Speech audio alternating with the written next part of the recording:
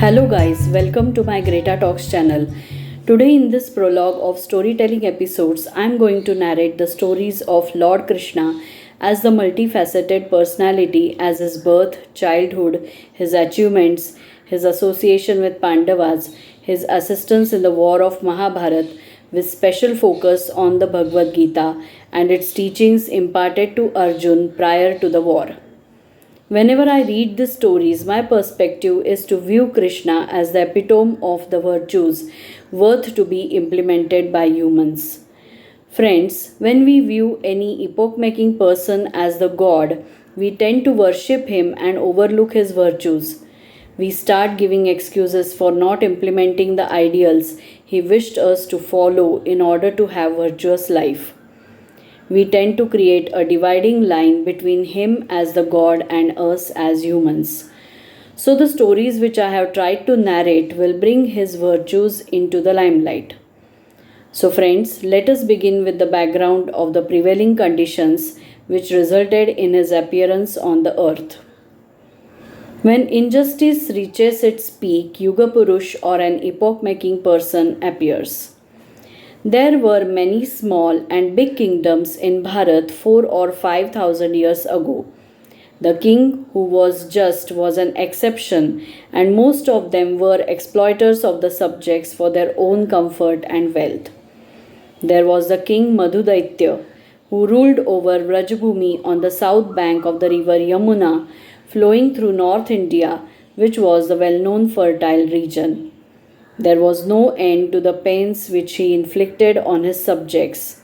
He was not aware that his duty as the king was to protect and nurture his subjects. He lived only to satisfy himself and his demon officers who supported him in any of his evil deeds. He knew only about the satisfaction of his comforts, and he did not hesitate to do any torture. So his people were totally disappointed with him, and some of them went to meet Sage Chaavan Muni secretly in a dense forest. They joined hands and said to him, "Maharshi, forgive us for interruption in your penance for attaining God.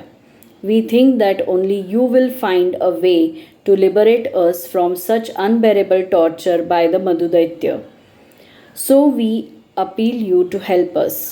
Chaavan Muni said, "Before your arrival, I had been thinking about how to get rid of this Madhudaitya. In a sense, it is good that you came to me. As far as my penance is concerned, it is only for my salvation. But if all the innocent people are suffering due to injustice and oppressions, it is not right for me to strive for my well-being. The penance done to gain my salvation will not be recognized and accepted by the Almighty.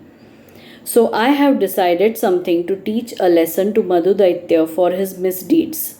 I will not reveal now about my plans. I hope you will notice the results of the proposed solution at the right time. So you return and wait a few more days without revealing to anyone about our conversation." Chaavan Muni further said, "When injustice reaches its peak, some Yuga Purush or a man who is instrumental for the beginning of a new and important period in the history appears to protect the innocent but oppressed people. But it is not right for us to sit back, be passive, and put all the responsibility of our liberation on him. For this reason, when such a great and glorious person steps forward to protect the oppressed people, we should act accordingly, remembering that it is our duty to help that glorious person at the risk of our lives." Encouraged by Chaavan Muni's promise and promising him to follow his advice, they bowed before him and left.